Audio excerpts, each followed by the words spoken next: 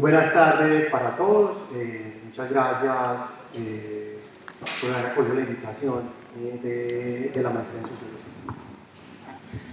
Sociología. Para comenzar, invitamos al profesor Mario Alberto Giraldo para que nos dé unas palabras en nombre del Consejo de Facultad y del Departamento de Sociología.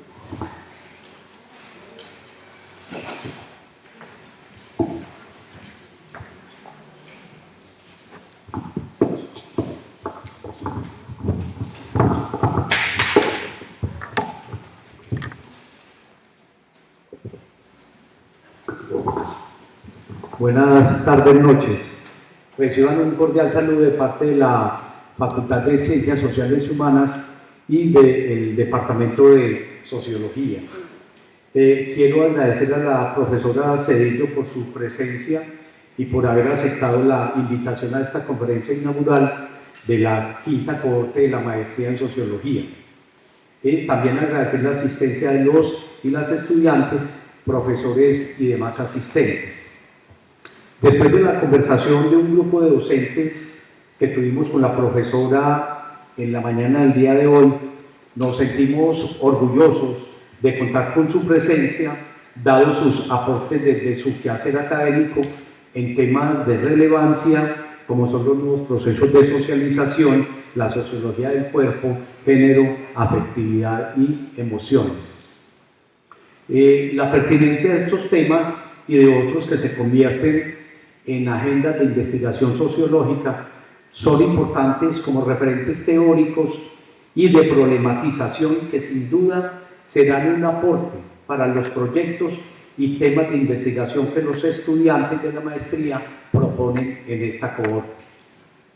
Vivimos un momento donde impactan los conflictos bélicos a nivel mundial, un desarrollo acelerado e inusitado de la tecnología, impactos en el modelo económico global sobre el medio ambiente, el aumento de la pobreza, procesos de migración en todos los continentes, desplazamientos internos en muchos países generados por la violencia, nuevos referentes culturales y apropiación desigual de oportunidades dado el género, raza y clase social, irrupción de nuevas mentalidades y prácticas emancipatorias que siguen poniendo en entredicho el orden dominante que distintos movimientos sociales, jóvenes, trabajadores, disidencias sexuales y otros actores sociales ponen en tela de juicio. Es un conjunto de fenómenos y situaciones que nos llama a nosotros y a nosotras a hacer de la sociología esa posibilidad de dar explicaciones, interpretar y comprender la compleja realidad social de hoy, recogiendo nuestra tradición crítica, el enriquecimiento de la teoría sociológica y nuevas rutas e innovaciones metodológicas. Esta es la apuesta que estamos siguiendo en el Departamento de Sociología de la Universidad de Antioquia, no solo a nivel del pregrado, con el nuevo plan de estudios aprobado por el Ministerio de Educación Nacional y que implementaremos en el segundo semestre de este año, sino también con la maestría y la construcción actual de una propuesta de doctorado en sociología. Profesora Cedillo, nuevamente gracias por acompañarnos en esta labor y aprovecho para hacer un llamado a los y las estudiantes de esta cohorte de la maestría para que sean parte activa de este camino que comunidad académica estamos proyectando. Muchas gracias y éxitos.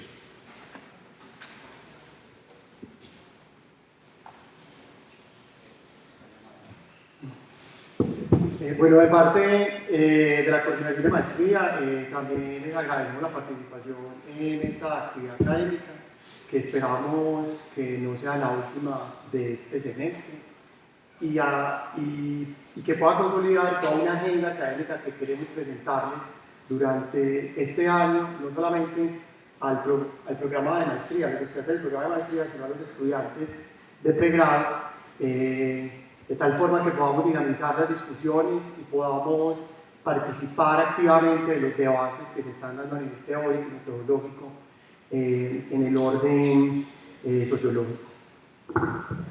Les presento a la profesora Priscila Cerillo. Ella es profesora investigadora del Departamento de Sociología de la UAN Azcapotzalco en el área de Teoría y Pensamiento Sociológico. A su vez, ella es estudiante de doctorado en Sociología por la misma universidad, con el proyecto doctoral Socialización, Familia y Hábitos de Género. La adquisición de disposiciones corporales en adolescentes de la Ciudad de México, que es una investigación que está en curso. Sus líneas de investigación son sociología disposicional, procesos de socialización, sociología del cuerpo y afectividad y estudios de género. Entre sus publicaciones están, es coautora con Olga Sabido Ramos y Jorge Galindo de Hábitos, una estrategia teórico-metodológica para la investigación del cuerpo y la afectividad. El género como disposición a propósito de la pluralidad interna del hábito sexual. Y con la profesora, es coautora con la profesora Adriana García Andrade y Olga Sabino de afectividad y emoción. El día de hoy, ella nos va a acompañar compartiéndonos una conferencia cuyo nombre es Alcances de la sociología disposicional, de los rendimientos teóricos metodológicos de la categoría hábitos a propósito de la relación entre género y dominación. Profesora Priscila Cerillo, bienvenida y la dejamos para que nos acompañe con su ponencia.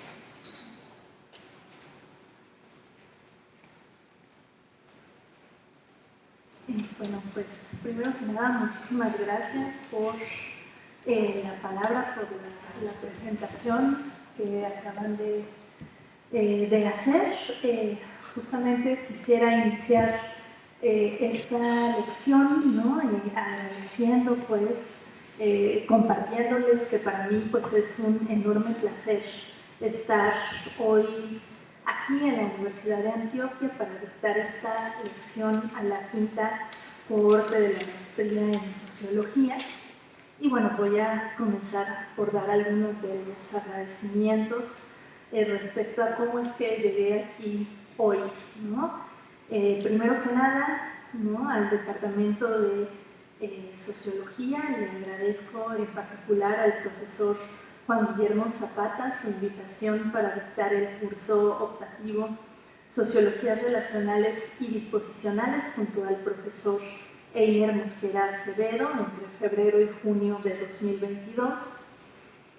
Segundo, le agradezco también a quienes asistieron y participaron a dicho curso, ¿no? Porque para mí fue una experiencia muy grata escucharles y aprender de ustedes, de esa generación. Por supuesto, toda mi gratitud, ¿no?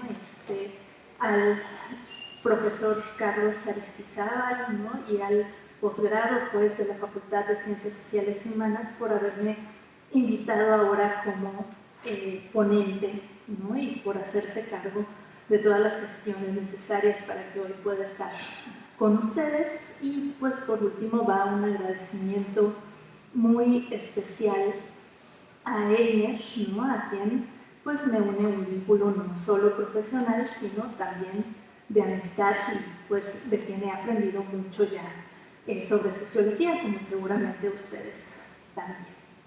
Y bueno, yo les voy a platicar un poco el tipo de investigación que ahora vengo realizando, que tiene que ver con esta propuesta de una sociología disposicional que retoma dos categorías clave, la de hábitus, que es mucho más conocida, ¿no? Por ser esta categoría asociada al pensamiento de Pierre Bourdieu, y bueno, también la de socialización, porque el énfasis de esta sociología disposicional de la que les hablo, pues se centra en la manera en que adquirimos ese hábitus, ¿no? Esas disposiciones mediante ciertas prácticas. Y bueno, como entonces ya voy a poner la presentación.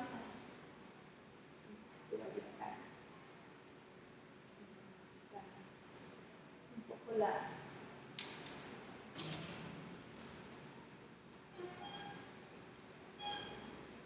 la podemos siguiente.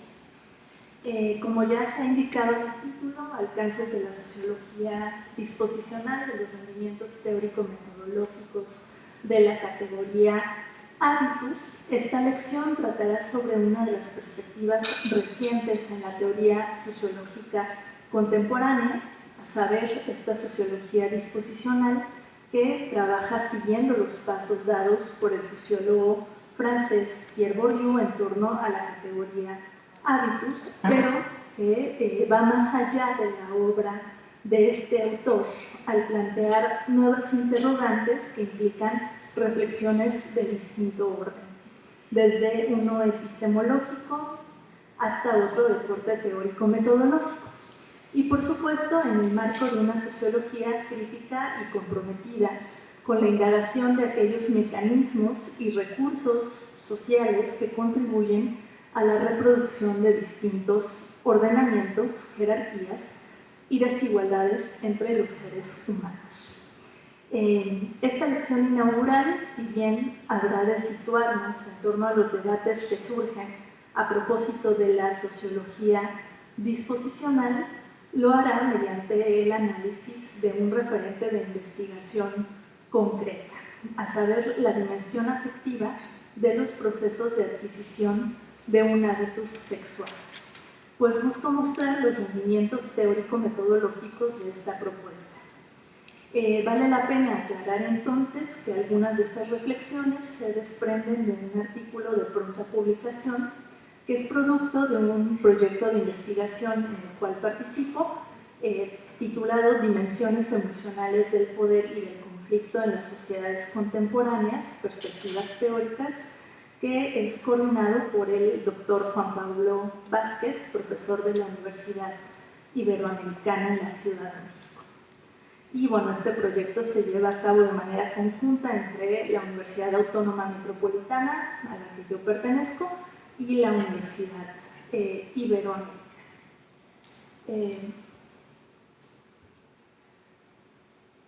Bueno, acá pues uno de los objetivos, como vemos en la diapositiva, es discutir estos rendimientos, ¿no?, en torno a esta dimensión afectiva de los procesos de socialización, centrándome pues en el aprendizaje de un hábitus sexual. Para ello, dividí la ponencia en 3 apartados. En el primero doy cuenta de qué estoy entendiendo por sociología disposicional, porque no se trata de una perspectiva, digamos, que se denomine así por los sociólogos de los que estoy partiendo, a saber, Pierre Bourdieu, Loïc Bacant y Bernard Lahire, aunque digamos que en algunas entrevistas, algunos artículos sí recuperan esta teoría de la acción disposicional, ¿no?, cuando Bacant habla sobre el trabajo de Bourdieu, cuando el propio Bacant intenta hacer estudio sobre el hábitus del boxeador, ¿no? Entonces, bueno, pues daré un panorama de en cuáles debates se inserta esta propuesta y por qué la estoy denominando de esta manera. También hablaré de cómo esta sociología se centra en estas categorías clave, hábitos y socialización, que ya les he mencionado, para en el segundo apartado, ¿no?, enumerar estos rendimientos que la sociología disposicional ofrece para considerar la afectividad como una dimensión analítica y cómo esto se relaciona con formas de dominación. En este caso, en dominación por género, ¿no? En concreto me voy a centrar en 3 aspectos. Uno es este modelo de acción corporal que subyace al hábitus, la relación entre hábitus, líbido e ilusio, y por último los procesos de socialización cuerpo a cuerpo a través de los que se adquiere el hábitus. Y por último, en el tercer apartado, voy a trazar un entramado analítico, ¿no?, desde esta perspectiva respecto a los procesos de socialización de género y la incorporación de hábitos sexuados en clave corpóreo afectiva, considerando estos dos aspectos que toco en la diapositiva. Primero, esta reconstrucción analítica de la red de interdependencias socioafectivas como punto de partida de los procesos de socialización por género. Y segundo, la dimensión afectiva del hábitus sexuado bajo la forma de deseos y esperanzas subjetivas, ¿no? Y bueno, obviamente, además de la obra de estos autores, mucho de lo que acá discuto tiene que ver con las investigaciones que he realizado en torno a las identidades de género, en particular en adolescentes, tanto dentro de lo que ocurre en la socialización por pares, como ahora entre los lazos familiares, ¿no? Entonces, vamos, se trata de una propuesta que toma en cuenta justamente estos referentes empíricos, no solo algo que se me ocurrió algo. Bueno, paso entonces al primer apartado. La apuesta por una sociología disposicional. Hoy en día, el problema de la individualidad y con él el de las identidades sociales ha surgido con relativa fuerza en el marco de las discusiones sociológicas, sobre todo en lo que toca a los debates recientes en Francia. Philippe Corcoux, un sociólogo francés, al igual que Danilo Martuchelli, han hecho hincapié en el surgimiento y desarrollo de distintas sociologías que, aunque difieran entre sí, han tomado como objeto al individuo socializado, aunque desde preocupaciones distintas a las que hiciera referencia la sociología clásica, pues esta última tendía a ver la dupla individuo y sociedad como un par de opuestos, donde el individuo se resistía a las fuerzas sociales. En la sociología contemporánea, en cambio, se destaca la relación dialéctica entre ambos. Para Philippe Corcoux, estas nuevas sociologías traen a colación tres cuestiones. Primero, esta es una cita de Corcoux, ¿no? La singularidad del individuo, es decir, cuando se remite a estas propiedades de cualquier individuación, pero que adopta formas específicas en las sociedades individualistas en las que se valora la individualidad, valga la redundancia. Segundo, la hipótesis de una individualización mayor de los individuos en las sociedades contemporáneas, conocidas como individualistas. Y tercero, la pluralidad de recursos constitutivos de cada individuo que podría caracterizar a un gran número de sociedades, pero que se incrementaría en nuestras sociedades más diferenciadas. Dentro del primer grupo, Corcoux ubica a Pierre Bourdieu, François Louvet y Luc Boltanski. El segundo lo divide en tres: un polo crítico, donde incluye la obra de Richard Sennett, Christopher Lasch y Alan Ehrenberg; otro comprensivo, que agrupa los trabajos de Anthony Giddens, François de Singly y Jacques Dion; y otro crítico comprensivo, donde se encuentra el propio Corcoux junto a Axel Honneth e Isabel Ferreras, así como Ulrich Beck, Vincent de Gauchelin, Jean-Claude Kahneman. Por último, en el tercer grupo, coloca de nuevo a Boltanski junto con Laurent de Benoit y Bernard Clair, quien iría tras los pasos de Pierre Bourdieu, pero con ciertas críticas. Vale la pena detenerse en esto último, pues coloca en el centro dos categorías clave para los fines de esta conferencia, a saber, disposiciones y socialización. Corcoux hace hincapié en cómo las disposiciones se adquieren en el marco de sociedades altamente diferenciadas y donde la unidad de las disposiciones está puesta en entredicho, contraviniendo lo que ya Bourdieu nos advertía sobre el hábitus como un sistema de disposiciones más o menos homogéneo. De ahí que van a surgir propuestas como la de los autores que nos está reseñando con Corcoux.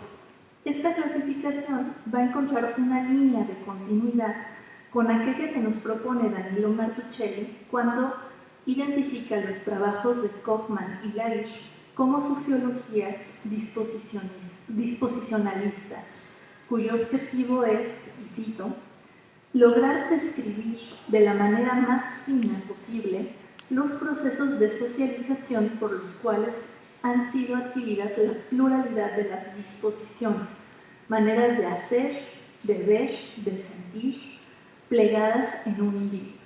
Cierro cita.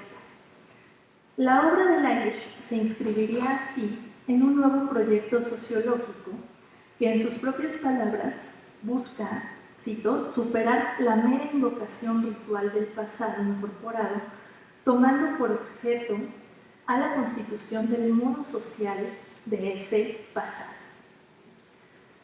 ¿No? Un poco Lair pues, nos va a decir, ok, las personas incorporamos ciertos esquemas de apreciación, de acción, de juicio, pero ¿cómo los incorporamos? ¿No?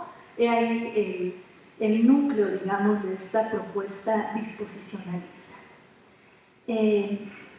Lair también nos señala cómo las maneras en que como uno de los retos de la sociología, en dar cuenta de cómo las maneras en que este pasado incorporado se va a desplegar, transferir, actualizar o desactivar incluso en el presente. De hecho, el propio Lair sí ha llamado sociología disposicional a sus trabajos, con lo que tiende un puente respecto a la obra de Pierre Bourdieu, quien, al definir el hábitus como este sistema de disposiciones, introduce esta perspectiva disposicional que serviría de base para la obra de Lair, aunque esta última a escala individual y orientada hacia la pluralidad antes que a la unidad de las disposiciones adquiridas. Recordemos que una de las principales críticas que Lair hace a Bourdieu radica en la unidad que subyace a la categoría hábitos, pues para Lair, lejos de ser un sistema de disposiciones que unifican las prácticas de una persona, el hábitus es un stock, es decir, es un conjunto que se ha adquirido mediante procesos de socialización múltiples, simultáneos y a veces hasta contradictorios, que continuamente producen escisiones. Así, lo que para Bourdieu era una excepción, algo que esta propuesta capturaba a través de lo que Bourdieu llamó histéresis, para Lair constituye una norma, ¿no? Es decir, todo el tiempo existen estos desgarres continuos cuando pasas de un ámbito de socialización a otro, ¿no? Un poco, si estuviéramos en Aguamas, Capotzalco, yo les diría, o sea, allá es como cuando ustedes van a la frontera, pues no se comportan igual que cuando están acá. La frontera es un lugar de mala muerte a donde van los estudiantes a tomar. No sé. ¿Cómo? Ah, ok, bueno, acá van a la curva y obviamente no se van a comportar de la misma manera que acá. Otra obra relevante a este respecto es la de Loïc Kant. A pesar de que, por ejemplo, este no ha colaborado con Lair e incluso se critican mutuamente, Kant ha dado continuidad a la obra de Pierre Bourdieu, y es principalmente en Entre las cuerdas, notas de un aprendiz de boxeador, donde ilustra varios problemas concernientes a una sociología de la acción disposicional, aunque en sus propios términos, pues la nombra una sociología carnal o una de carne y sangre. Esta propuesta se articula a partir de la lógica dialéctica que Bourdieu plantea entre agente y estructura, pero que Kant afina epistemológica, teórica y metodológicamente para hacer hincapié en la dimensión corporal, sensible y afectiva de los seres humanos y las relaciones entre ellos. De este modo, las estructuras sociales no solo asumen un estado objetivo, sino otro incorporado bajo la forma de redes dinámicas de fuerzas inscritas sobre y desplegadas en lo profundo del cuerpo, como redes perceptivas, habilidades sensoriomotrices, tendencias emocionales y, de hecho, como el deseo mismo.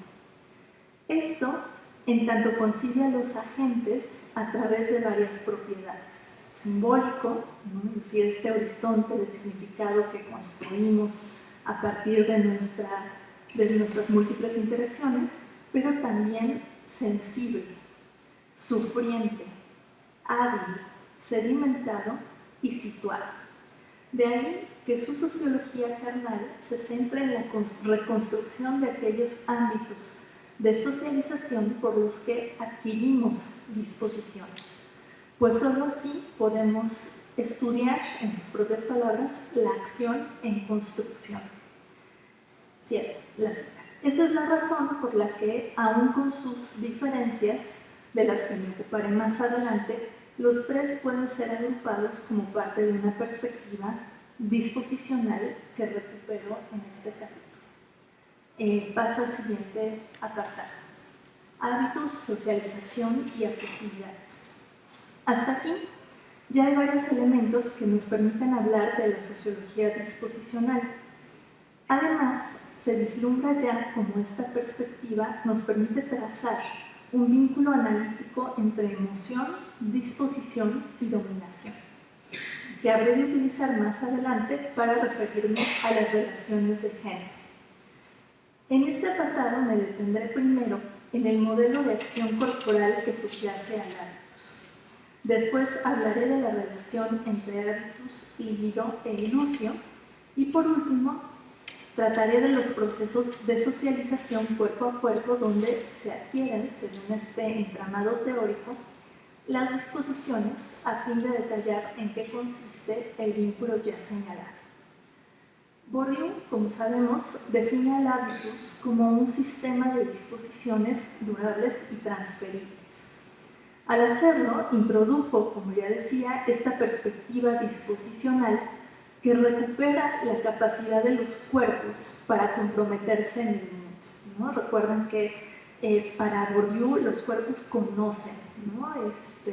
Y la idea del sentido práctico es dar cuenta de estos saberes encarnados, ¿no? De este saber hacer sin saber que se está haciendo, ¿no? El hábitus, pues, es ese estado corporal que se ha adquirido y que deviene según la naturaleza. Se trata de una potencia inscrita en los cuerpos, que se realiza solo a través de la actuación en el mundo y por su exposición a él. Es así como el cuerpo se vuelve un reservorio de experiencias y conocimientos prácticos acumulados que se activan, reactivan y redefinen en y a través de las situaciones concretas. Con ello, Bourdieu buscó desanudar dos duplas habituales de la tradición intelectual en Occidente: cuerpo-mente y razón-emoción. El hábitus aparece así como un modo de acción corporal que no pasa por la conciencia, pero sin que esto quiera decir que las acciones carezcan de sentido. Al operar como una sedimentación del pasado, el hábitus está investido de un sentido práctico, volcado hacia el mundo que habita y del cual es producto. Así, Bourdieu apunta a un tipo de conocimiento por cuerpos. Pero dicho conocimiento no es solo cognitivo, sino también evaluativo y emocional. El hábitus funge como un esquema clasificatorio que califica el mundo y que es capaz de evocar emociones y sentimientos. Ahora bien, este conocimiento por cuerpos se adquiere mediante una larga exposición a las regularidades del mundo social, a través de un trabajo silencioso, pero altamente eficaz, donde los agentes de socialización resultan claves, pues este tipo de socialización se relaciona con la imitación de aquello que resulta prestigioso, idea que Bourdieu recupera de Marcel Mauss para que en el aprendizaje de las técnicas del cuerpo es producto de la imitación de quienes no solo han tenido éxito en su ejecución, sino que tienen algún tipo de autoridad sobre la persona que aprende. De ahí que la categoría hábitus conecta emociones y disposiciones en dos sentidos. Primero, como una inversión afectiva en el orden social. Es decir, creemos en el juego y apostamos desde cierta postura por una trayectoria. Y segundo, en el marco de los procesos a través de los cuales los agentes adquieren un hábitus, toda vez que en ellos las vinculaciones afectivas que se establecen entre quienes son socializados y los distintos agentes de socialización se vuelven fundamentales para que la inculcación del hábitus en cuestión sea efectiva, ¿no? Es decir, esta categoría nos permite observar por una parte cómo esta creencia en el juego social supone una inversión afectiva y cómo además este deseo, esta creencia, esta libido que aprendemos, ¿no?, se hace en el marco de nuestras relaciones con otros, y eso va a resultar fundamental para la actualización y reproducción de los órdenes sociales. Respecto a las inversiones afectivas, vale la pena destacar cómo Bourdieu utiliza dos términos, ilusio y libido. El primero da cuenta del deseo por participar en el juego social, sea el que esté fuera, mientras que el segundo se refiere al conjunto de deseos que atraviesan un juego social en específico. Por ejemplo, la libido por convertirnos en sociólogas, sociólogos, ¿no? Estas pasiones, porque no solamente aprendemos a observar metódicamente, ¿no?, también se nos inculcan ciertas pasiones, pues, como parte del juego sociológico. Esta distinción entre ilusio y libido se aprecia cuando Bourdieu señala que la ilusio es una manera de estar en el mundo, de estar ocupado por el mundo, que hace que la gente pueda estar afectado por una cosa muy alejada o incluso ausente, pero que forma parte del juego en el que está implicado. De hecho, para una de las discípulas de Bourdieu, Giselle Sapiro, la ilusio proviene de la teoría de juegos bourdiana, donde indica la adhesión originaria al juego, el interés en un sentido psicológico que funda la creencia dóxica en el valor de aquello que está en juego y por consecuencia la inversión en el juego. Hasta aquí se aprecia ya cómo se trata de una inversión afectiva. Ahora bien, esta inversión supone un compromiso o implicación respecto a aquello, figuras, objetos, etc., que resulta atractivo en el marco de un juego social específico.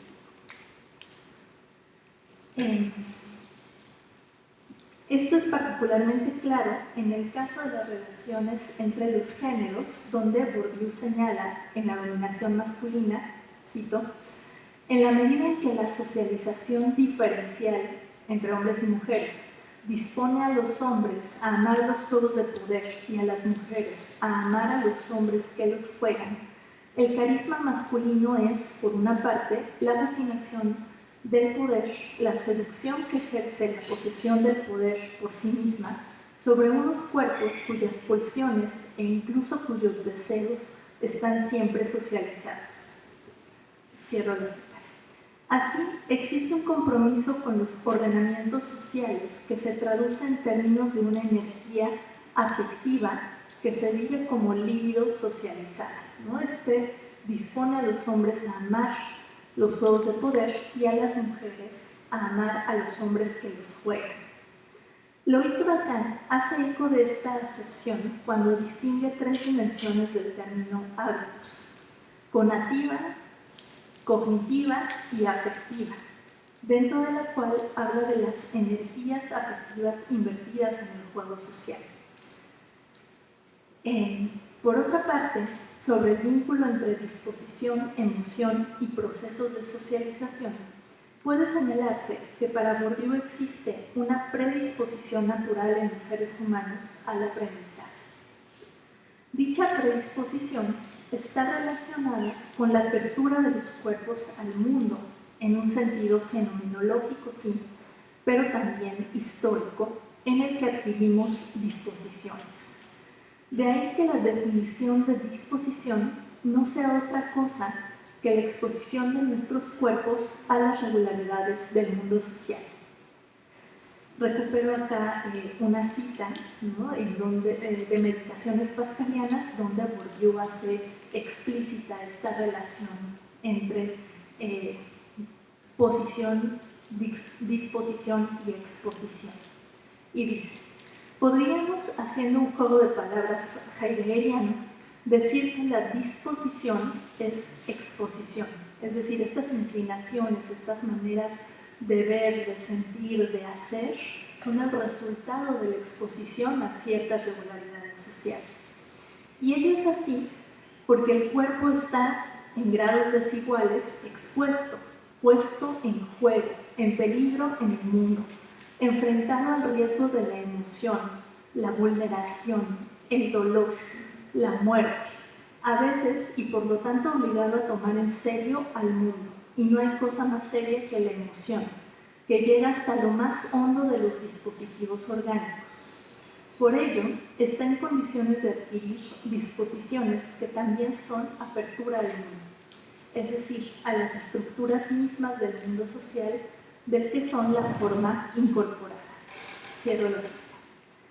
Ahora bien, esto nos lleva a señalar cómo lo social se vive en la lógica del sentimiento a partir de una dinámica de reconocimientos mutuos, donde queda claro que el orden social duele. De hecho, en Meditaciones Pascalianas, Bourdieu señala cómo el aprendizaje de cualquier disposición se basa sobre todo en la búsqueda de reconocimiento. En ese sentido, recupera y sociologiza el término líbido, como vimos líneas arriba. Consciente de la tradición psicoanalítica que le precede, insta a la sociología a unir esfuerzos con el psicoanálisis. Y nos dice, a fin de analizar la génesis de inversión en un campo de relaciones sociales, constituido así en objeto de interés y preocupación, en el que el niño se encuentra cada vez más implicado y que constituye el paradigma, así como el principio de la inversión en el juego social. Cierro cita. De ahí que la libido en Bourdieu sea socializada. Las pulsiones psíquicas son canalizadas en virtud del juego social, del entramado simbólico en el que está inserto el individuo y, en primer lugar, del que opera en el campo de lo doméstico. En otra cita dice, la labor de socialización de las pulsaciones se basa en una transacción permanente en la que el niño acepta renuncias y sacrificios a cambio de manifestaciones de reconocimiento, consideración o admiración. Qué bien se porta, a veces explícitamente solicitadas. Papá, mírame. Este intercambio, en la medida en que implica el compromiso total de ambos partícipes, sobre todo del niño, por supuesto, pero también de los padres, tiene una carga muy alta de afectividad. Cierro la cita.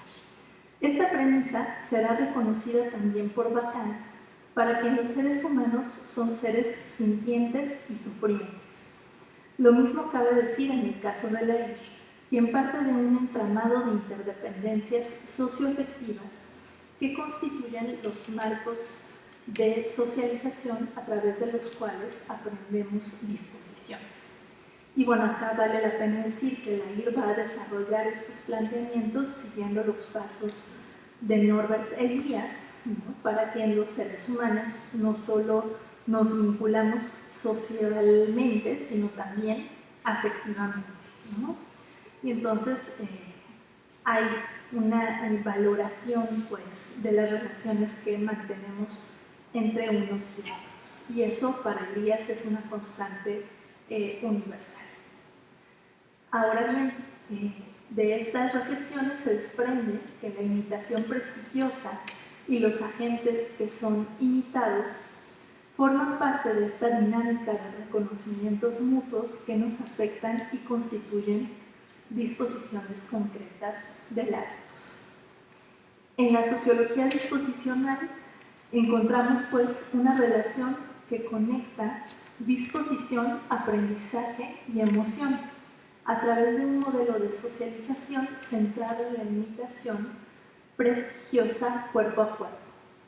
Pero se puede identificar una más que vincula la dimensión afectiva con los procesos de dominación, pues al señalar cómo lo social se incorpora mediante las transacciones afectivas con los otros, el reconocer y ser reconocido resulta fundamental para el desarrollo de cualquier juego social y, por tanto, yo añadiría, de los distintos ordenamientos sociales.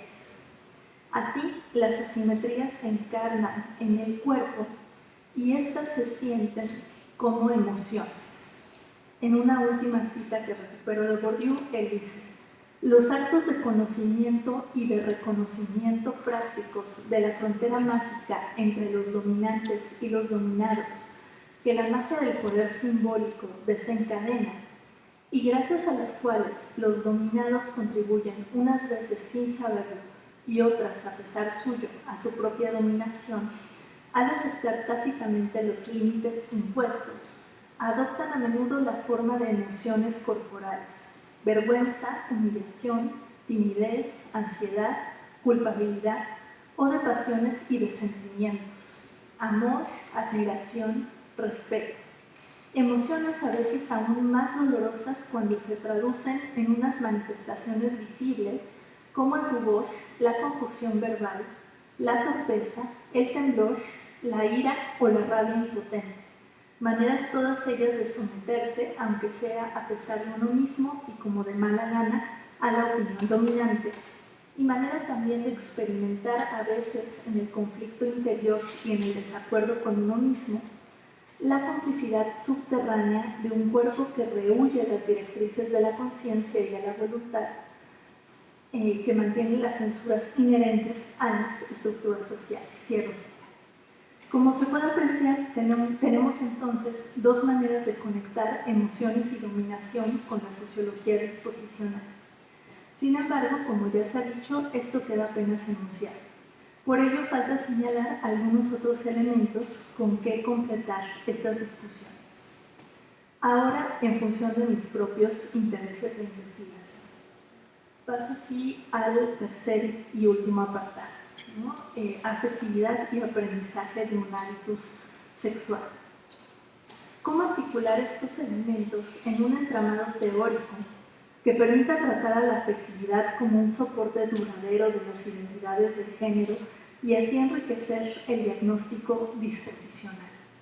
Propongo hacerlo a través de dos ejes relacionados entre sí: la reconstrucción analítica de la red de interdependencias socioafectivas como punto de partida de los procesos de socialización por género, por una parte, y por la otra, la dimensión afectiva del hábito sexual, es decir, los deseos y las esperanzas subjetivas, aquello que podríamos definir como este compromiso con el ordenamiento de género.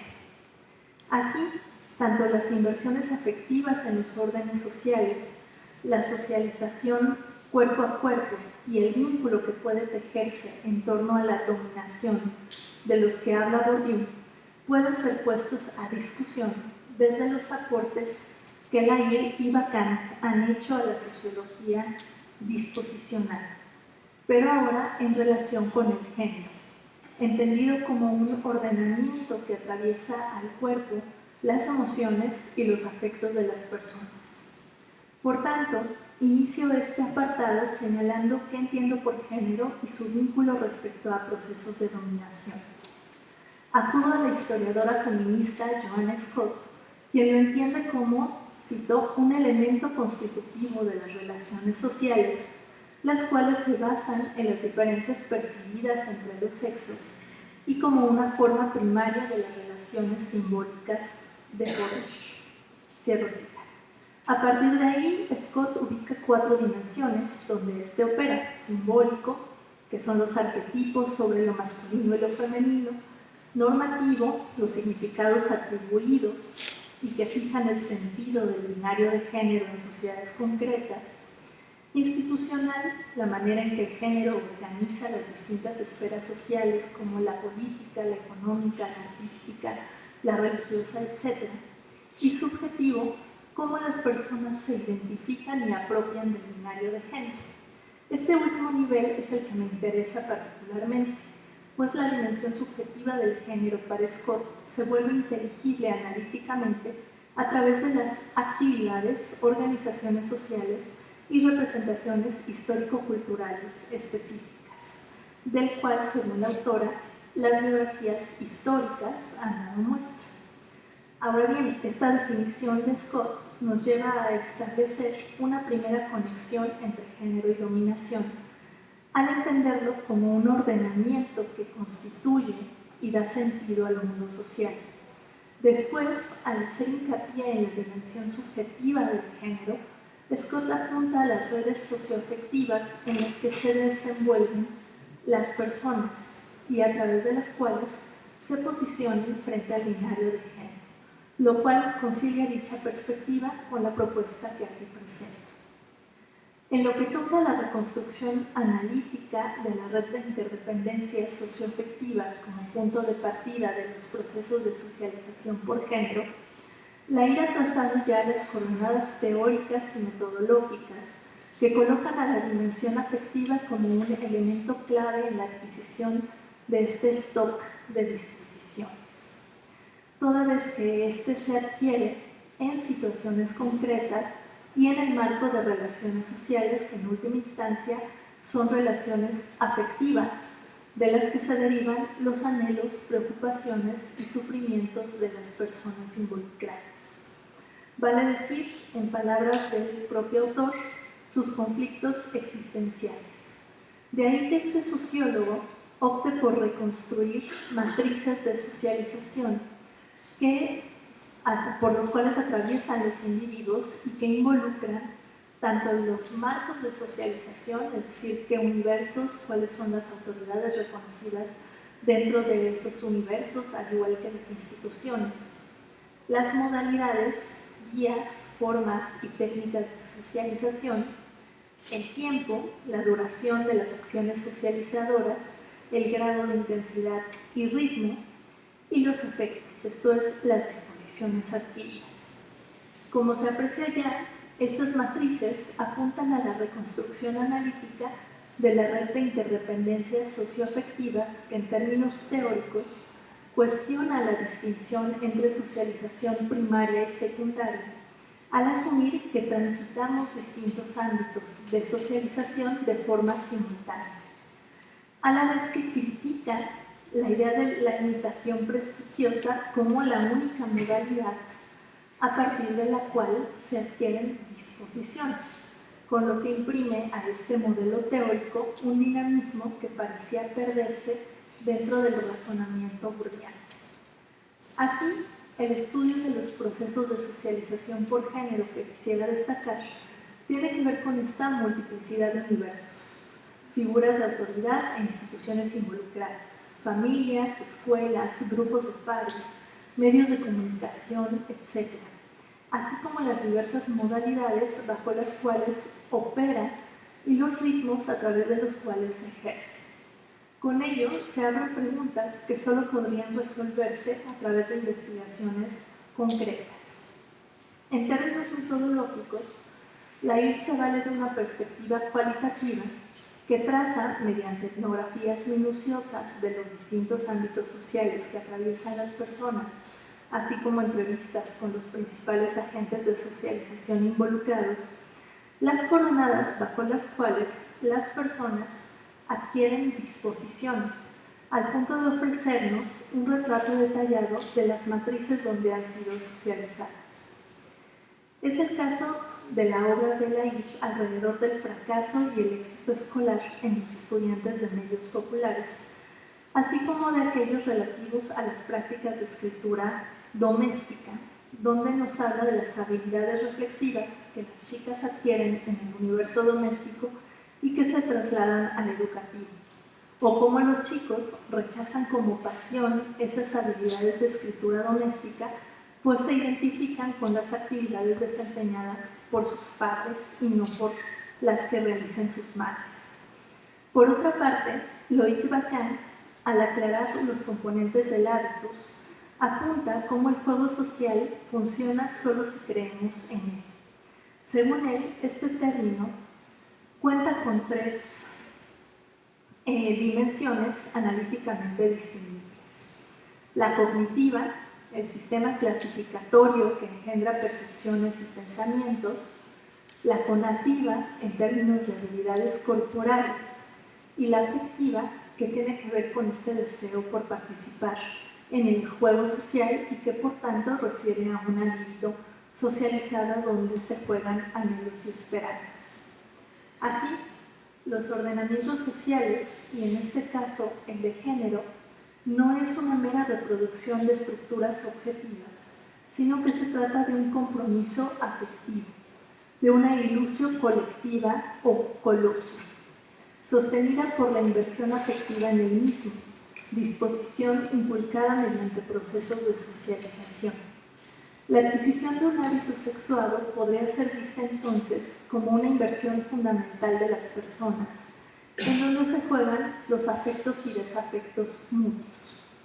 El propio Lacan insiste en este argumento cuando identifica la adquisición de un hábitus del pugilista con la adquisición de un tipo de masculinidad concreto que separa a los verdaderos hombres del resto.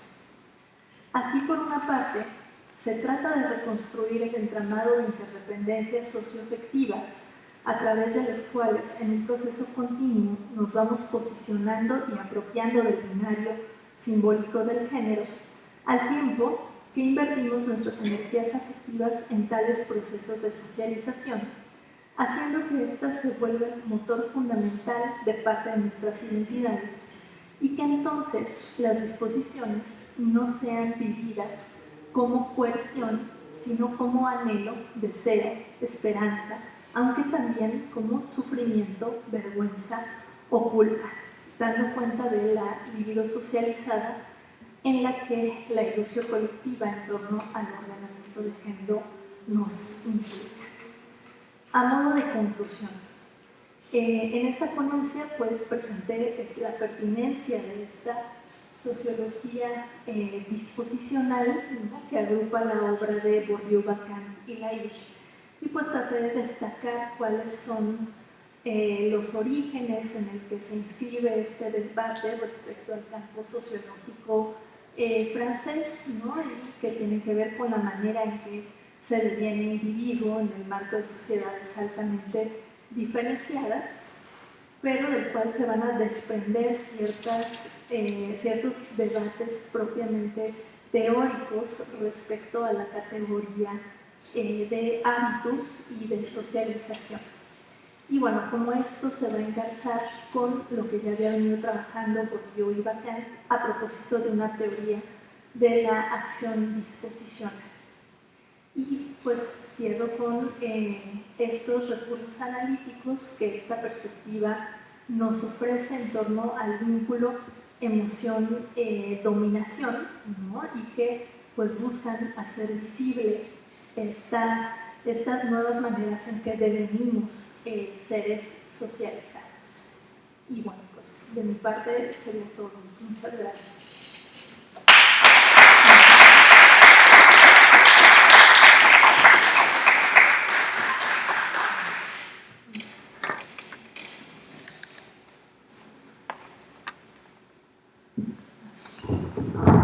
Bueno, muchas gracias.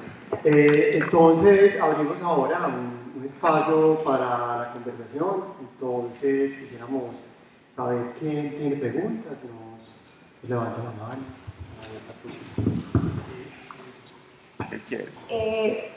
Mi pregunta es más o menos como en esta idea, pues como en esta idea, sí.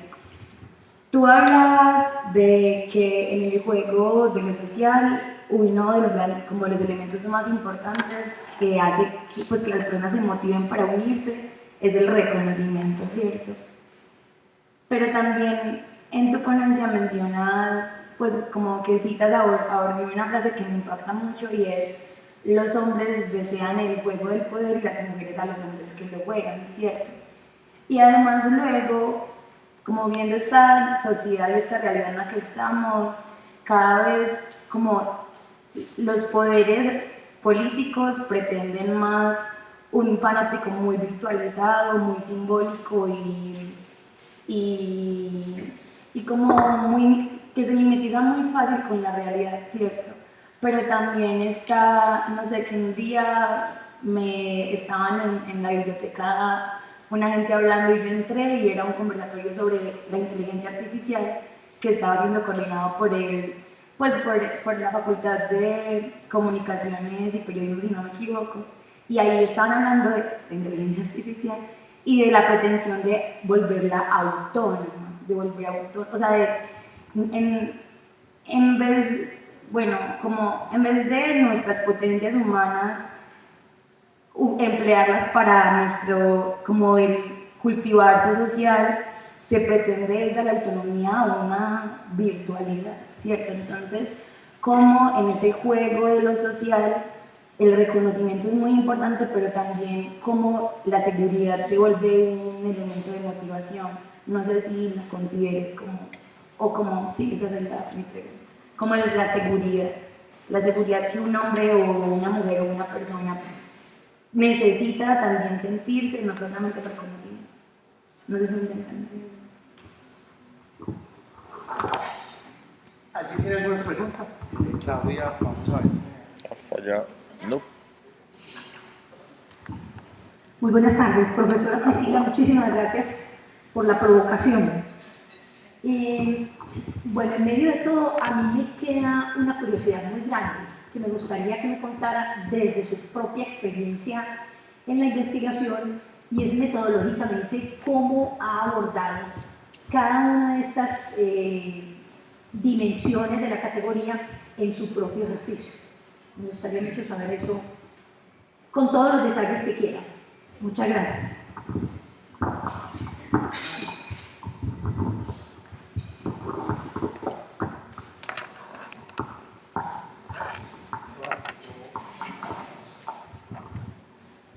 Profe, la pregunta mía va en el sentido de, hablas de los hábitos y a mí me surge la inquietud en torno a la referencia que tiene Bourdieu con Thorsten Veblen, la teoría de la clase ociosa, todo ese debate que hace pues, desde el siglo XIX con el tema del prestigio, que lo mencionaste mucho ahí. Obviamente debe ver con la teoría de la estratificación y la categoría de estatus. Y el propio Elías, que sí, ese sí lo mencionaste varias veces en la presentación. Es decir, que esos referentes que son referentes, son antecedentes a la muy difundida teoría de Bourdieu sobre los hábitos. Yo soy un profesor que yo tuve, que era bourdieusiano, y él nos decía que Bourdieu no reconocía, por ejemplo, a Veblen, ni siquiera lo citaba, y muchas cosas, de alguna manera, se desarrollaron en la teoría de clases de hoy. Era pues como preguntarte por esos referentes.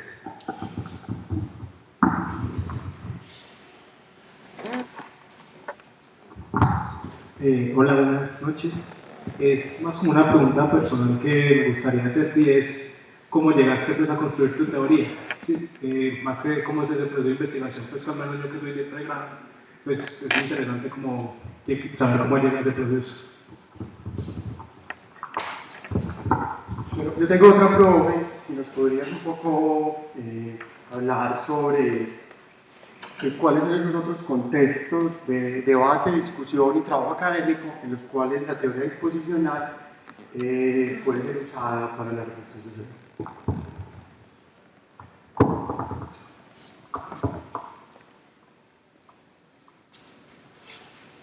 Ok, bueno, pues a ver cómo le hago, porque son muchas cosas. Muchas gracias por todas las preguntas. Creo que voy a ir en el orden en el que las hicieron, ¿no? Esto que mencionabas sobre el papel de la seguridad, ¿no? Bueno, la seguridad finalmente depende de un estado emocional, ¿no? Que tiene que ver con la confianza, con el orgullo, con la seguridad en uno mismo, ¿no? Acá digo, si recurro a los ejemplos clásicos que Bourdieu da sobre la manera en que hombres y mujeres adquieren una relación con el cuerpo, ¿no? Muy en consonancia con los distintos trabajos feministas que han abordado ese tema, ¿no? Cómo los hombres tienden a apropiarse del espacio público, ¿no? Y que eso se muestra hasta abrir las piernas cuando van sentados en el camión, en el colectivo, ¿no? Y las mujeres más bien tendemos a empequeñecernos, ¿no?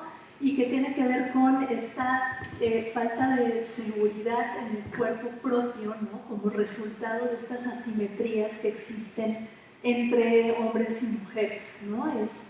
Creo que esa podría ser como una beta. Ahora, me quedó un poco de duda con este conversatorio sobre la inteligencia artificial, pero bueno, ya que tocaste el tema, por ejemplo, esta capacidad o esta propiedad sensible que tenemos los seres humanos, ¿no? Y que las máquinas no la pueden reproducir, ¿no? Y que ese es uno de los grandes retos de la inteligencia artificial hoy en día. Hace poco salió esta entrevista en el New York Times con este chat GPT, no sé si recuerdan, que el periodista decía, es que yo terminé perturbado por lo que decía, ¿no?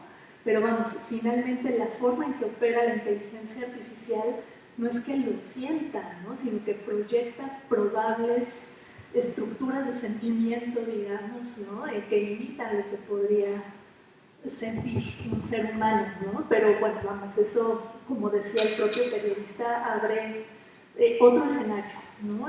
Que todavía está por explorar y que creo que en términos sociológicos va a ser muy interesante hacerlo, ¿no? Creo. No sé si más o menos por ahí contesté. A Claudia. Bueno, como metodológicamente un poco este entramado lo bajo, ¿no? Digamos, de estas reflexiones teóricas, ¿no? Bueno, aquí hay varias cuestiones. Creo que esto que Lair nos muestra de hacer una sociología, sí, claro, con discusiones teóricas de fondo, pero fundamentada empíricamente, ¿no? Ha sido como una gran luz en el entendido de que, bueno, él plantea más bien este estudio de las prácticas a escala individual, ¿no? Así como Bourdieu hacía estas grandes correlaciones estadísticas y operaba a una escala colectiva. Acá, bueno, hay una preocupación por lo individual. Ahora, creo que este interés por las prácticas, por ejemplo, a mí, junto con otros profesores allá en México con quienes pues, discuto estas cosas, ¿no? Nos ha llevado a plantear esta distinción entre prácticas como aquello que podemos registrar empíricamente, ¿no? Las disposiciones que implican esas prácticas, ¿no? Es decir, estos modos de ver, de hacer, de sentir, ¿no? Y cuáles son los principios objetivos que configuran esas maneras de hacer, de ver, de sentir, ¿no? Y que pueden tener que ver con el género, con la clase, con el cruce entre ambos, ¿no? Y con otras variables de porte macro, ¿no? Eso por una parte. Y por la otra están los contextos de acción, ¿no? ¿En qué contextos surgen determinadas prácticas, ¿no? Cómo incluso eso hace que las personas podamos también ser bastante contradictorias, ¿no? Porque lo que hacemos en un determinado contexto de acción no lo hacemos en otro, ¿no? Y entonces varía ahí la manera en que estamos actuando, ¿no? Entonces creo que poco cómo pues a través de esta etnografía detallada, de este remitir continuo a prácticas en situaciones concretas, ¿no? Por ejemplo, acá, digo, muchas veces es difícil hacer etnografía, ¿no? En determinados contextos, ¿no? A mí que me interesan los lazos familiares y cómo se aprenden prácticas corporales, bueno, no estoy 24/7 con las familias, ¿no? Pero con las entrevistas, colocando a las personas, no para que te den su opinión sobre qué piensan de lo femenino, qué piensan de lo masculino, sino, bueno, a ver, tú cómo te vistes, ¿no? Para ir a la escuela, cómo te arreglas, ¿no? Hacer preguntas, pues, que remitan a las prácticas que efectivamente llevan a cabo y no tanto aquello que piensan sobre ese tema en particular, ¿no? Porque pues, muchas veces se corre el riesgo de que digan aquello que tú quieras escuchar antes que, o lo que creen que tú quieres escuchar antes que lo que efectivamente hacen, ¿no? Pero requiere también pues, tiempo, distintas entrevistas, ¿no? Estar pues, tratando de profundizar en el entorno. Otra estrategia que yo he utilizado es entrevistar a personas cercanas, ¿no? A las o los adolescentes con quienes estoy trabajando, ¿no? Hermanos, padres, madres, ¿no? Primas, ¿no? Y que, bueno, que profundicen, digamos, también sobre ciertos eventos que me reseñan como significativos o como importantes, ¿no? Entonces, bueno, esa es un poco la intención. Sobre Berlin, Weber, Elías. Sobre Berlin, lo debo. Digo, entiendo cuál es el razonamiento y la cercanía con Bourdieu. También hay que decir que Bourdieu cita pocas veces, ¿no? Digo, en realidad acá me llama mucho la atención que él entabla un debate con Judith Butler, ¿no? Con la idea de performatividad, pero nunca la nombra, entonces se vuelve como muy problemático como rastrear con quién está debatiendo y a quién está reconociendo, y creo que es el caso, por lo que comentas de Weber, ¿no? Incluso de Weber, aunque con él tiene una mayor relación, o sea, es mucho más explícita la relación, ¿no?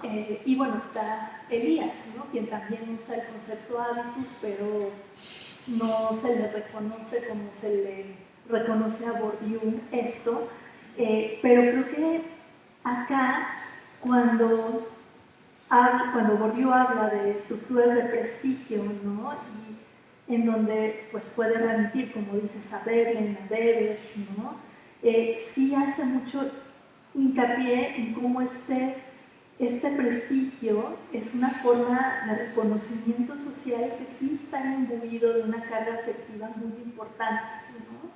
De reconocer una suerte de autoridad. Por eso acá, insisto, el vínculo entre dominación y emoción en Bourdieu pasa también, al igual que como con Durkheim, ¿no? Por este problema de legitimidad y de dominación, ¿no? En donde, bueno, hay un componente importante en términos afectivos. Y, bueno, ¿cómo llegué a construir mi teoría?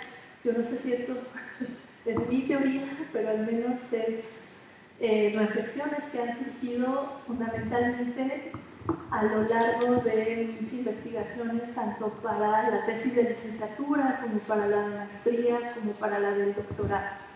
Que se han ido nutriendo, ¿no?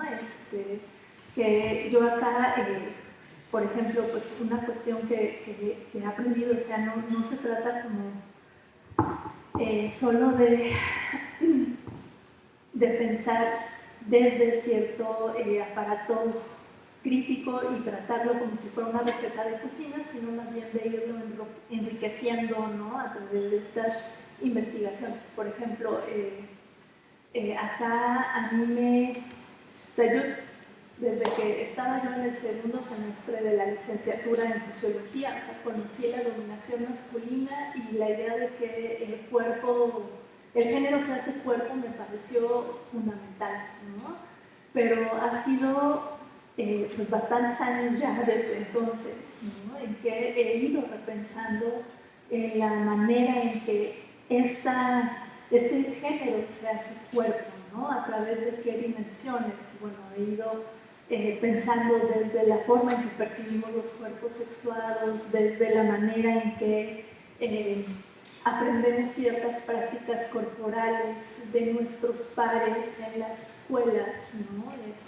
Los pasillos son una forma de socialización maravillosa donde aprendes justo a significar tipos de feminidad, de masculinidad, cómo eso se modifica dependiendo de si las interacciones son segregadas o mixtas, etcétera, ¿no? Entonces, ha sido, o sea, buena parte de esas reflexiones teóricas sí han tenido que ver con estos referentes de investigación, ¿no? Y bueno, con una discusión, digo, yo acá hablaba de Bourdieu, de Lacan, de Laïch, ¿no? Porque puntean ciertos problemas teóricos que a mí me interesan, ¿no? Cómo se incorporan las estructuras objetivas, cómo se vuelven subjetivas, ¿no? Ajuste entre posición y disposición del que habla Bourdieu, ¿en efecto es automático o no lo es? ¿O hay un gradiente de reflexividad que acompaña la adquisición de disposiciones, ¿no? O sea, por ejemplo, para convertirte en este jugador de fútbol, ¿no? Que se mueve al calor de lo que ocurre en el campo deportivo, ¿no? Pasaron horas en que tuvo que aprender a patear la pelota, ¿no? En que tuvo que reflexionar e incorporar, pues, ¿no? Hacer cuerpo a esas estrategias que se dan dentro de los juegos de fútbol, ¿no? Entonces, ahí hay un problema que no está 100% resuelto por Bourdieu, porque Bourdieu muchas veces habla de un ajuste automático, ¿no? Y toma, por ejemplo, los casos de tránsfugas de clase, ¿no? Como una cuestión excepcional, ¿no? Cuando en realidad, pues bueno, habría que ver si es tan excepcional como lo presenta o no, ¿no? Entonces, bueno, esas son, o sea, como que se va ahí nutriendo. Ahora, buena parte de la lectura que yo he hecho de Bourdieu sí se la debo a los estudios de género y los estudios feministas, ¿no? Que han planteado cuestiones, por ejemplo, a mí la definición de Scott de género se me hace mucho más interesante que los debates que Bourdieu hace sobre género, por ejemplo, ¿no? En la dominación masculina, donde ha habido mucha discusión de qué entiende Bourdieu por género, si el género es un vector que atraviesa, o si es un hábitus, o si es una forma de capital, o si es eso todo junto, ¿no? Pero vamos, pues justo la reflexión feminista de género junto con las investigaciones pues son lo que me ha ido pues marcando la ruta por donde ir. Ahora no es que yo la tenga así de clara, ¿no?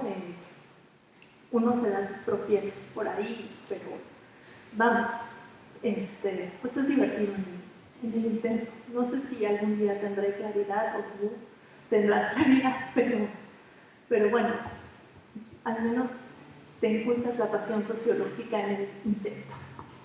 ¿Vale? Y los contextos o los debates para la reflexión en otros ámbitos. Bueno, pues yo creo que uno de los principales tiene que ver con las relaciones de clase, ¿no? Incluso con el cruce entre clase y género, ¿no? Que tiene que ver con la forma en que devenimos seres socializados, ¿no? Y en ese sentido, pues se aplica en estas áreas ya reconocidas por la investigación sociológica, pero no solo ahí. Por ejemplo, pues está el caso de Lacan con el boxeador, que abre toda una serie de investigaciones sobre prácticas deportivas, ¿no? Pero el propio Lacan dice también la disciplina, ¿no? Puede ser estudiada desde esta perspectiva, ¿no? Las luchas de poder, las luchas que existen entre las distintas facultades son agonísticas, o entre las distintas disciplinas, ¿no? Se defiende uno a capa y espada del otro. O sea, también ahí no prevalece un actor o una actriz racional, ¿no? Sino que hay un mundo de pasiones, pues, desatadas, en donde también podrías tú trabajar desde esta perspectiva en campos como el educativo, ¿no? O refiriendo a alguna disciplina en particular. ¿Qué otro? Ahorita no se me ocurre ninguno perfecto. En el ámbito de la educación, ¿no? Que es donde se ha trabajado como también bastante. O sea, vamos, creo que pues ahí depende mucho de qué tanto el referente de investigación o de discusión tenga que ver con la manera en que devienes un ser socializado, ¿no? Que puede ser género, puede ser sexo.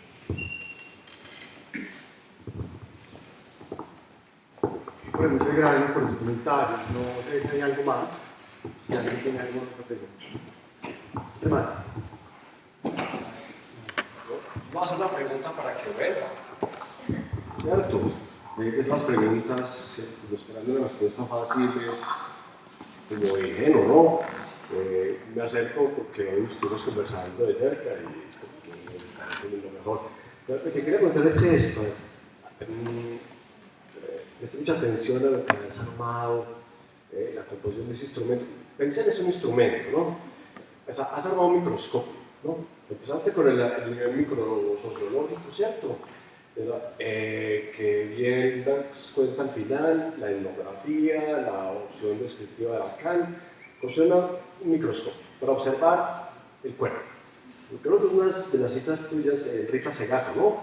El cuerpo, la escritura del cuerpo de las mujeres de Ciudad Juárez, ¿no? Nos habla de una lectura, se deja leer, hay algo que se presta. Bueno, hay una lectura del cuerpo, ¿cierto? Está leyendo el cuerpo porque constituye el género, ¿cierto? Pero el género es algo genérico. ¿Es algo micro o es macro? ¿Cierto? ¿Cómo vas resolviendo eso? Porque empezamos a hablar del problema del orden. Bueno, hay un orden, el género constituye un orden. Nos vemos en la necesidad de ir a ese nivel. ¿Qué orden? Cuando vamos a la categoría de orden, diversas categorías de orden, la primera, la más estimulante, en Weber, que está en plural, los órdenes, está hablando de los órdenes de la dominación, son capaces de envolver capas enormes, ¿cierto?, en la historia y en el territorio, ¿no? Son macro. ¿Cómo es lo macro del cuerpo?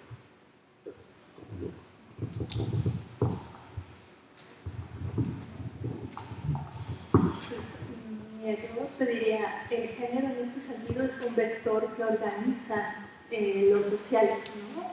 Y que se ha utilizado sistemáticamente justo para expresar estas desigualdades entre lo masculino y lo femenino, ¿no?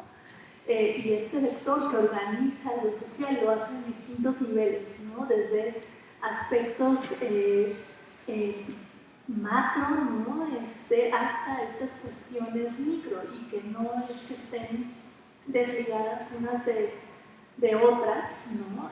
Pero vamos, son dimensiones o niveles distintos en los que está operando este vector, ¿no? Que atraviesa, que constituye a este mundo social, ¿no? Por eso un poco cuando citaba a Scott, ¿no? Y les decía hace un momento, me parece como muy estimulante, es porque, bueno, Scott dice, bueno, es que el género no solamente son las relaciones entre hombres y mujeres, ¿no? Tiene que ver con la forma en que se organizan las instituciones, con la forma incluso que percibimos al mundo social, ¿no? Y que reconocemos actividades como masculinas o como femeninas, ¿no? Y entonces ahí opera un filtro de percepción de la realidad social que va mucho más allá de los cuerpos mismos, pero que también se aplica a los cuerpos, ¿no? Y entonces puedes tú establecer ahí este tipo de precisiones, ¿no? Y que opera entonces a distintas escalas, no solamente a una micro, ¿no? Que tiene que ver con las relaciones entre hombres y mujeres, ¿no? Con ciertas identidades sexuales, ¿no? Y cómo estas restringen las posibilidades de expresión sexual, etcétera, sino también con la forma en que está organizado el mundo a partir de ese filtro generalizado, ¿no? Y entonces cómo, por ejemplo, los insultos tienden a ser feminizantes, ¿no? Corres como niña, pegas como niña, ¿no? Como este intento de sobajar o despreciar un polo, ¿no? de este binario, pues, ¿no? para reafirmar el otro, ¿no? Entonces, acá, bueno, pues se ve cómo cómo opera, pues, a distintos niveles. Ahora, esto también se ha complejizado, ¿no? Acá yo tengo un interés muy fuerte por identificar aquellos mecanismos, aquellos recursos que contribuyen a la reproducción de esas jerarquías o de esas asimetrías entre lo masculino y lo femenino. Pero digo, hoy, justamente gracias a las movilizaciones feministas o de distintos colectivos, ¿no? también hay un intento por cuestionar ese binario, ¿no? por ir más allá de ese binario, por dar cabida a otras opciones identitarias, ¿no? en términos de género, en términos sexuales, y en ese sentido operan una suerte de revolución simbólica, ¿no? que cuestiona lo ya dado y que, bueno, tendrá sus efectos y sus consecuencias a largo plazo en la medida en que se desarticula este pensamiento binario y jerárquico entre los polos, ¿no? O sea, creo que, vamos, es una categoría que en ese sentido se mueve en varios niveles, ¿no? Y que están relacionados entre sí, pero que, bueno, luego también tiene que hacer esa labor de ir señalando cómo es que se encuentran relacionados, ¿no? ¿Le surgió otra pregunta? Pues es que no es una pregunta, es un comentario.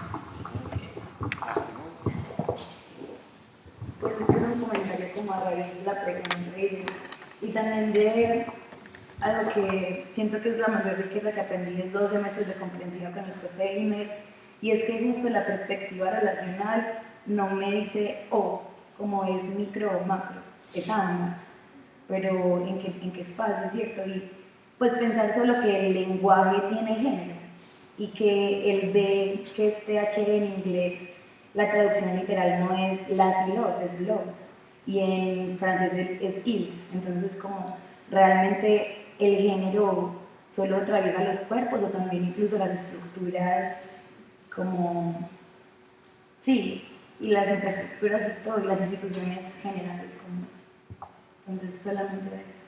Gracias.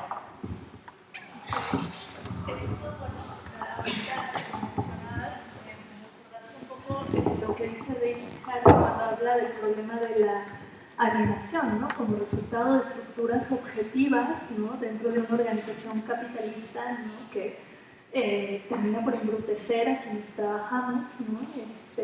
Y esto se expresa en distintos ámbitos, no solamente, o sea, también en la academia, el modelo productivista, ¿no? que te incita a publica, y que eso finalmente agota, ¿no? Y es una forma de alienación, ¿no? que es propia de este campo, pero a lo que voy es como va señalando, Harvey dice, sí, es producto de una estructura objetiva, de una estructura macro, ¿no? que tiene que ver con un régimen capitalista, pero se vive en el cuerpo, ¿no? Y también, entonces, la liberación, pues, en este sentido de los cuerpos, ¿no?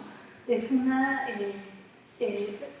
tiene que tener condiciones también objetivas para que ésta se lleve a cabo, ¿no? Y por eso la búsqueda de formas como de liberación no pasa por el cuerpo solo individual, o entendido solo individualmente, sino por, no sé,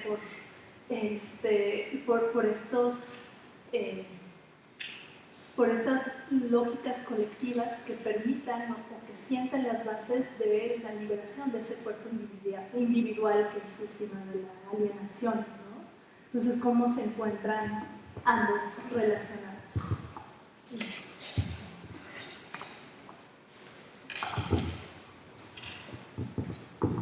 Priscila, hacemos un favor, antojanos de algo.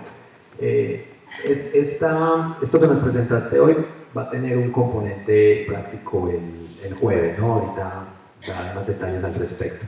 Pero es así muy a tipo trailer de adelanto, es esto, pues, que profundizaría del jueves, muy cortito, pues, al menos como te digo, para antojar y que les dé como para capacitarse el trabajo, para que vayan, que es a las 10 de la mañana, o para que cancelen algo, en fin, por favor.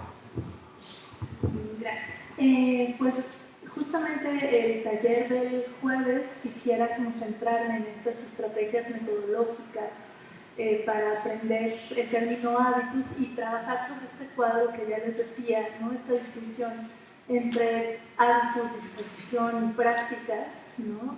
Y cuáles son las posibles rutas metodológicas a seguir frente a ese esquema. Yo pretendía presentarles tanto parte de la investigación que estoy haciendo actualmente, como poner un ejercicio, ¿no? En donde podamos echar a andar esta imaginación sociológica a propósito de esta categoría. Los espero. Muy bien, entonces, como la profe plantea, bueno, ya, pero va. Sí, claro.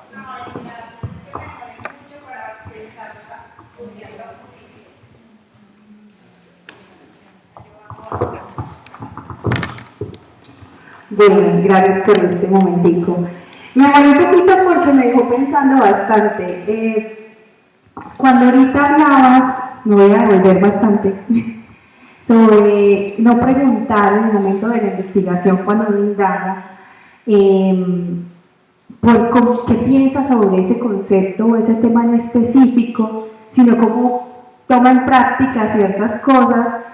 Pues me quedé como rumiando un poquito, era como cómo tomo esa pregunta que está enfocada hacia la práctica que se realiza y cómo la analizo para que me dé respuesta de alguna manera a ese concepto un poco más amplio, más grande, que es el que quiero pues responder de alguna manera o dar algún acercamiento, situarme desde ahí.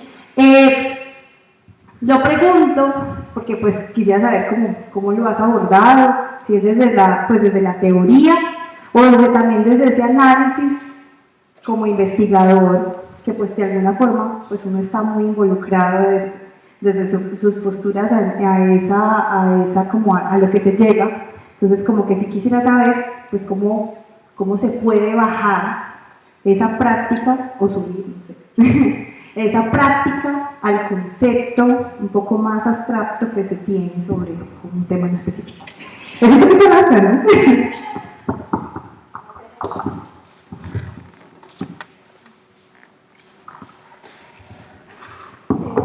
Bueno, pues aquí sí es un continuo ensayo y error. Vamos, sí tiene que tratar de asegurar los mayores elementos que te permitan hacer una adecuada interpretación de aquello que te están remitiendo como una práctica, ¿no? Muchas veces, por eso decía, entrevistar a otras personas cercanas, ¿no?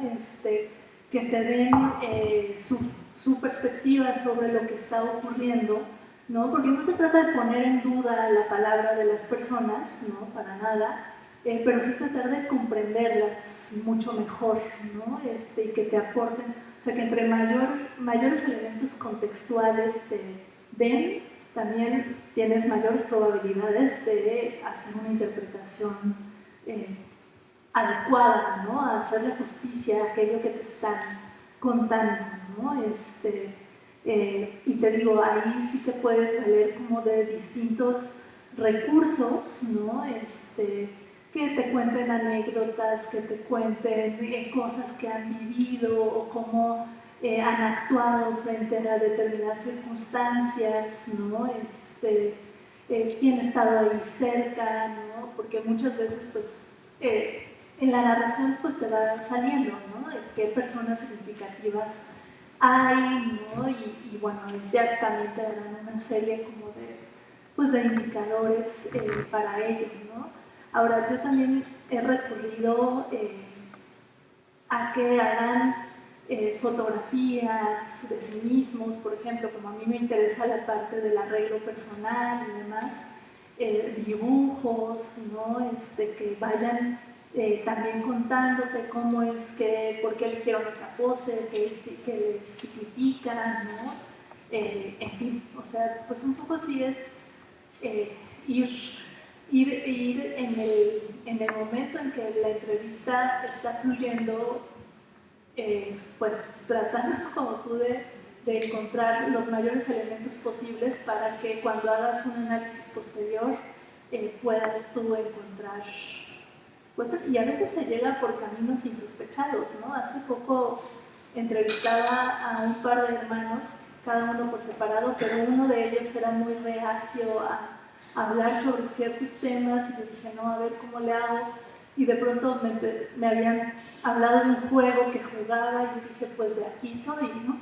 y es así de cuéntame más, ¿no? Y con quién juegas y cuándo y en qué sentido, ¿no? Y bueno, eso me fue llevando también a redirigir la entrevista por donde a mí me interesaba llevarla, ¿no? Que tenía que ver con cómo vivía su masculinidad, ¿no?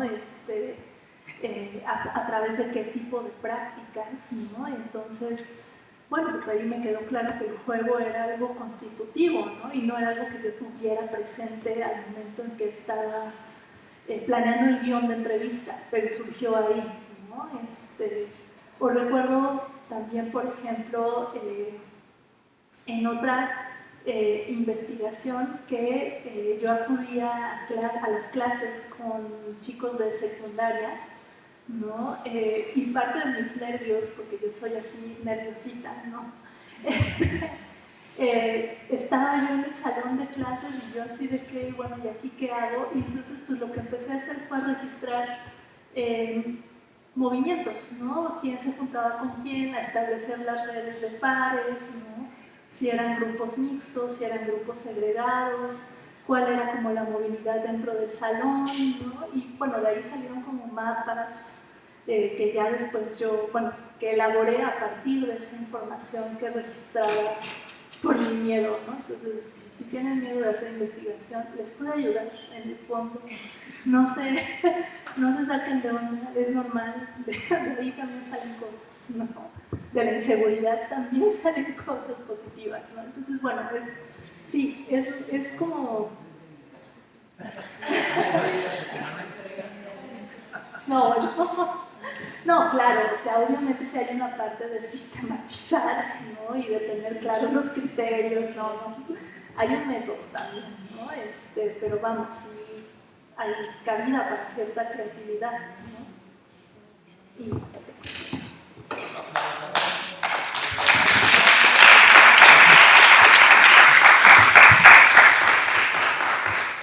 bueno, muchísimas gracias a todos por asistir el día de hoy. Les recordamos entonces y les invitamos para el jueves a las 10 de la mañana en el auditorio 2 del edificio de extensión, donde vamos a trabajar un taller con la profesora que se llama El hábito sexual. ¿Sí? Muchísimas gracias, muy bien y esperamos vernos nuevamente.